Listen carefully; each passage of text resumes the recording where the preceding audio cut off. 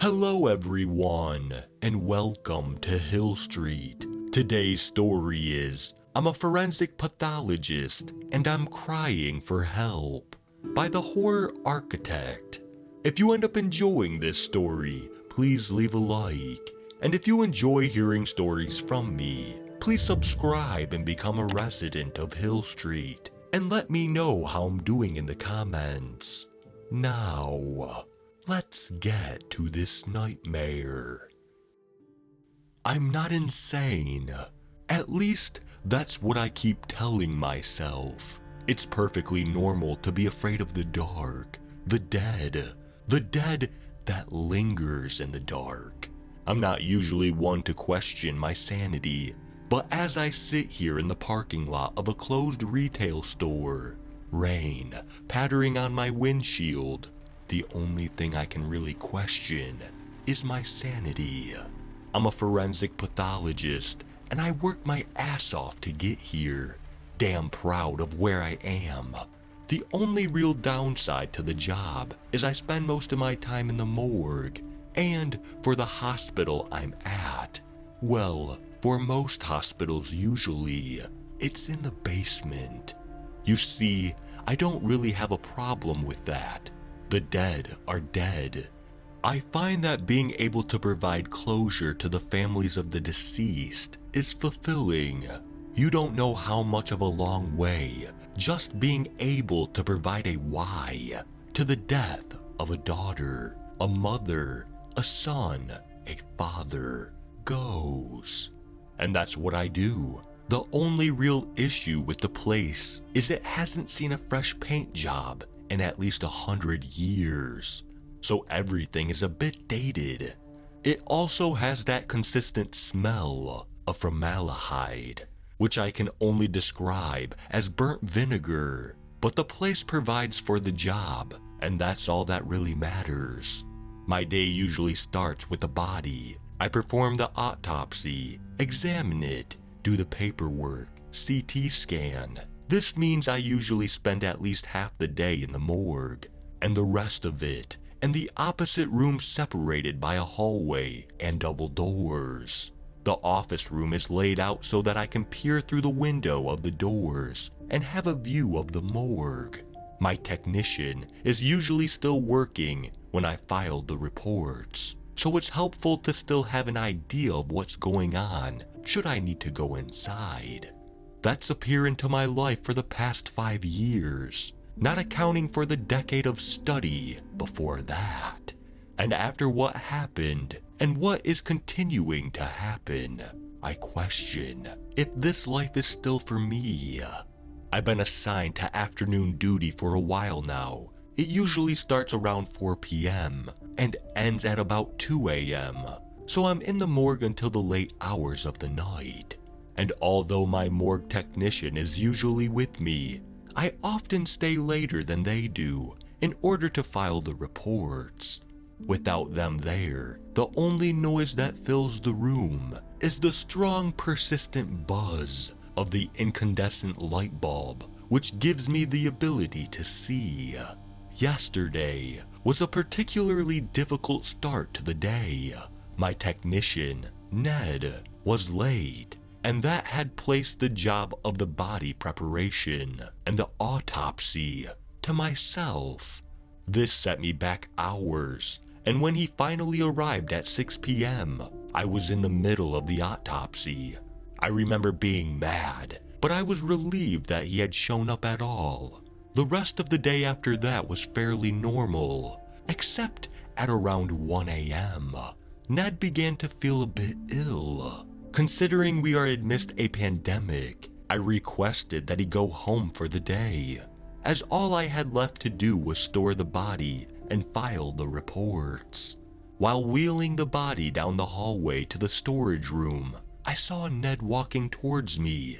His walk was uncanny. It's almost as if his joints weren't bending the right way for a normal stride.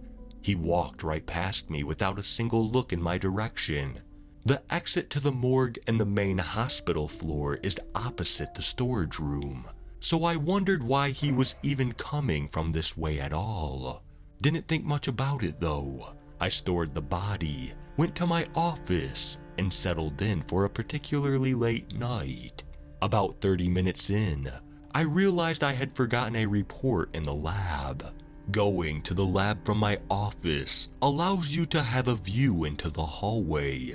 This hallway isn't straight, as it curves off heading towards the storage room, placing the doors to the body storage out of sight. I glanced towards the end of the hallway as I made that short transition from my office to the lab. I noticed that the hallway lights from the right around the corner were off. Electrical faults are bound to happen, but at this moment, I did not care. I usually did not have a problem with the body storage, but at this moment, with the lights off, I can only say that evil was emanating from around that corner, and I could feel its presence fill the entire hallway. I stared at it for what felt like eternity, and could swear I had seen something momentarily peek out from around the corner. As quickly as the feeling came, it faded. The lights buzzed back on, and all was well. I was getting tired, and it felt right to laugh about how stupid that was. Getting scared at lights turning off when I knew that the morgue probably hasn't been renovated in my lifetime. I grabbed the missing report and went back to work. I would be lying if I said I just continued. A shiver had lingered. It was almost as if it was a drop in temperature. The presence felt in the hall never went away. It just faded back away and now resided behind me. It was now around 3 a.m. The heaviness of the day was starting to sink in, and I figured I could just finish the final report tomorrow. I went to the file closet, back turned to the office door, when I heard some noises.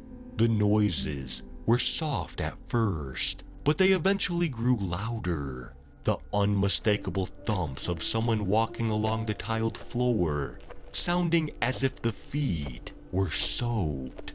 I paid no attention to them at first. I figured it was my heart pounding in my head, but it stopped, and it had stopped in front of my door.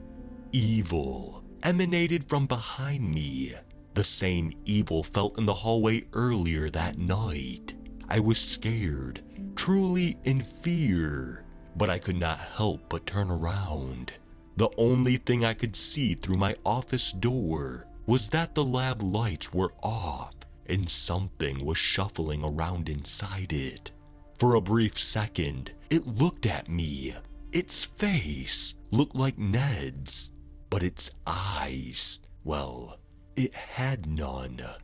At this point, I did not care about anything. I booked it. I dashed out of the office door and ran up the fire stairs to the main hospital floor, then all the way to my car.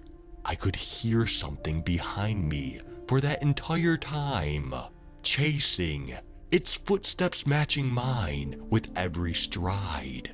And the only way to tell that something was there was the distinct sound of wet-sounding footsteps. This brings me to where I am now, at a closed retail store parking lot, in my car, in the rain. I post this here to cry for help. I truly believe that as soon as I leave this car, something is out there. Something from the morgue that isn't supposed to be here is going to hurt me. Please, help me.